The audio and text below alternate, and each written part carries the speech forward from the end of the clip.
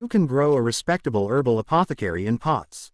In fact, some of the most beneficial medicinal herbs will positively thrive in containers placed right on your porch or patio. Many can even double as attractive houseplants, the likes of which may arouse the botanical curiosity of friends and neighbors. These 10 hand-picked herbs will round out any medicine chest and add beauty to your home. Adaptogens, first aid herbs, digestives, and relaxing remedies are all represented. Here are the 10 healing plants for your container garden. But before that, welcome to my channel.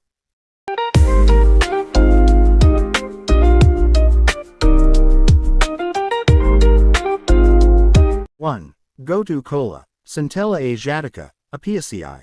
Gotu kola, also known as Brahmi, has been used medicinally in Asia for over 2 millennia as a rejuvenative tonic in the treatment of memory loss, stress, worry, and foggy thinking. It is often combined with ginkgo biloba, to improve memory and concentration, while simultaneously promoting a calm nature. I add Gotu kola to herbal formulas for people who have trouble concentrating or who feel scattered or indecisive, including those who experience ADHD, attention deficit hyperactivity disorder.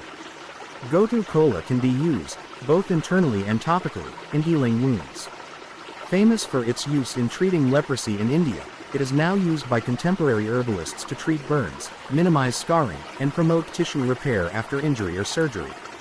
Gotu kola is also used topically as an infused oil, compress, and poultice to heal a variety of skin conditions, including insect bites, rashes, seborrheic dermatitis, herpes sores, eczema, psoriasis, and dry, irritated skin.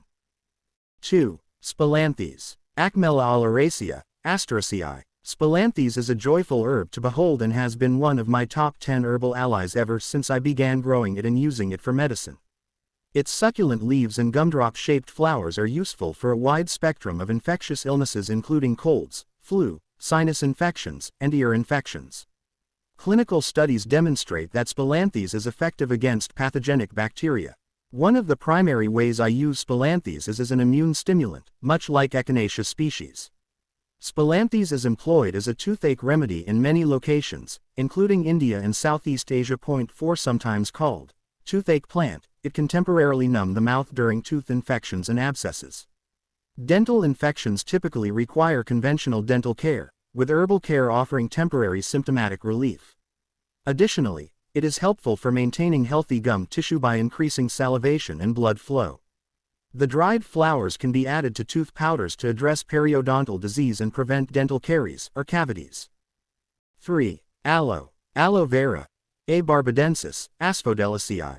Every home will benefit from an aloe plant. Soothing and cooling, aloe is a useful first aid herb for burns, abrasions, blisters, and stings. It's a summertime staple, helping to heal mild sunburns, after the area has been bathed in cool or tepid water. A few drops of lavender, Lavandula officinalis, essential oil can be mixed with the gel for additional anti-inflammatory action. Aloe can also be used topically as a skin tonic for conditions like acne and rosacea, and be applied to the hair for smoothing. Internally, aloe is a traditional cleansing herb. It is laxative in appropriate doses. It can take quite a bit of aloe to prepare the needed juice, so alternately you can use organic preserved aloe juice from your local natural food store. Follow the dosage instructions on the bottle. 4. Jagulin. Gynostema pentaphyllum, Cucurbitaceae. Also called southern ginseng, jagulin is a popular folk herb in Southeast Asia where it is grown as an affordable substitute for ginseng, Panax spp. Aureliaceae. It's gaining popularity in Western herbalism, where it is used as a tonic for longevity and vitality. The leaves are brewed into a medicinal tea that can be taken for anxiety, stress, depression, high blood pressure, and high cholesterol. Sometimes known as sweet tea vine, jagulin is ironically quite bitter. It has a flavor reminiscent of ginseng with mild soapy undertones. However, I enjoy the taste. If bitter tea isn't your thing, you can combine jagulin with pleasant-tasting herbs like peppermint, mentha piperita, anise hyssop, agastache feniculum, and tulsi ocimum tenuiflorum. 5. Lavender. Lavandula spp. Lamiaceae. Lavender has a wonderful proclivity for soothing the nerves, and has been used medicinally for centuries as a remedy for digestive issues, headaches, stress, and grief. It is a gentle sedative, which also makes it beneficial for anxiety and insomnia. Lavender is often used in formula for the herbal treatment of depression as it has more immediate effects as compared to many of the slower-acting tonic antidepressants and adaptogens. I combine lavender with lemon balm, Melissa officinalis, and lemon verbena, Aloysia citrodora, in tea to help lift the spirits. The flavor of lavender tea is stronger than one might expect. It's slightly bitter, mildly astringent, and very aromatic. A little goes a long way. Try combining it with rose petals, Rosa spp, mint, Mentha spp, chamomile, Matricaria recutita, or passion flower, Passiflora incarnata, for relaxation and decompression. It is generally safe for children and the elderly. Topically, lavender, as a wash or essential oil, can be healing for burns, wounds, and minor infections. It is soothing, antimicrobial, and pain-relieving. 6. Tulsi, Ocimum tenuiflorum, Lamiaceae. Tulsi, also known as holy basil, is Sanskrit for the incomparable one. It is a sacred folk herb in much of the Eastern world, and has quickly been adopted into the repertoire of Western herbalists, whose understanding of the plant originated with its traditional uses in Southern Asia and Northern Africa. Tulsi is highly aromatic, antimicrobial, and adaptogenic. The leaves and flowers are used as a medicinal tea for colds, coughs, asthma, bronchitis, sinusitis, headaches, arthritis, stress, and anxiety. Tulsi helps increase focus and clarity, making it especially useful for elders with declining cognitive abilities, children and adults with ADHD, and enterprising college students. It can be combined with gotu kola, Centella asiatica, calamus, Acorus calamus, and rosemary, Salvia rosmarinus, in formulas to increase concentration and cognition. Holy basil is a fine ally for people who are naturally scattered or distracted, as it is both calming and centering.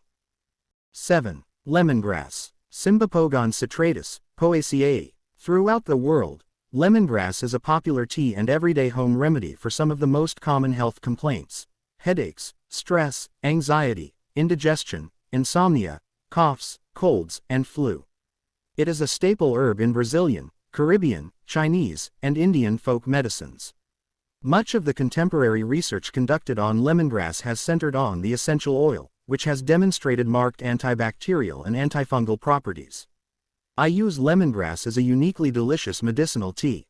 In the summertime, try pairing lemongrass with other citrusy herbs, like lemon balm and lemon verbena, along with hibiscus, Hibiscus sabdarifa, for a refreshing herbal iced tea. You can add the flavorful bulbs, the tender inner base of the stems, to broths, Thai coconut soups, and curries. Teas and broths featuring lemongrass are wonderful for easing the symptoms of colds and flu. 8. White sage, Salvia apiana, Lamiaceae. White sage's medicinal uses are nearly interchangeable with its Mediterranean cousin, garden sage, Salvia officinalis, although the former is more antimicrobial and stimulating than its domestic brethren. I use a steam inhalation of the leaves to help break up respiratory congestion in both the lungs and sinuses. Try combining it with thyme, Thymus vulgaris, and wild bergamot, Monarda fistulosa, in the steam pot with a few drops of eucalyptus, Eucalyptus globalis, essential oil. The practice of burning white sage as an aromatic cleansing and purifying agent has been widely adopted by Westerners, to the demise of wild populations which have been overharvested, primarily for sale as smudge sticks. 9. Calamus, Acorus americanus, Sin. A. Calamus var. Americanus, Acorusii. Calamus is a warming, stimulating, and drying remedy and is thus used for cold, damp conditions and stagnation. For instance, it's a valuable remedy for digestive issues, menstrual cramps, and chronic sinus congestion. Calamus is especially helpful for supporting a crisp, clear mind. It nurtures alertness and clarity, and is a treasured ally for those with foggy thinking or a tendency to mind wander. Many students appreciate the root for augmenting focus while studying. Calamus also acts as a circulatory stimulant for people who run cold in the winter. Combined with ginger, Zingiber officinale, and cinnamon, Cinnamomum verum, it makes a tasty tea, although those with a tender palate may find it too spicy. The root is a classic remedy for allergies, acting as a decongestant and anti-inflammatory. I combine it with turmeric root, Curcuma longa, and goldenrod, Solidago spp. To treat allergies acutely right when symptoms are present. A little goes a long way with calamus. Its pronounced flavor and spiciness make it an ideal candidate for formulas. In other words, Combine milder tasting medicinals with calamus in your teas and tincture combinations to offset its potency. 10. Lemon verbena, Aloysia citriodora, verbenaceae. Lemon verbena is a tropical, South American plant, and it is often a favorite among the lemony herbs for its crisp aroma and fine flavor.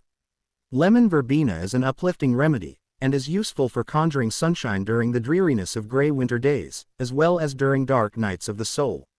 It is simultaneously brightening and calming, and doesn't induce lethargy in most people if they drink it throughout the day.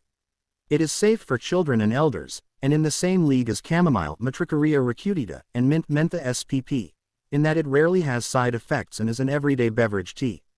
I combine lemon verbena with catnip, Nepeta cataria, and chamomile as a gentle sedative for insomnia.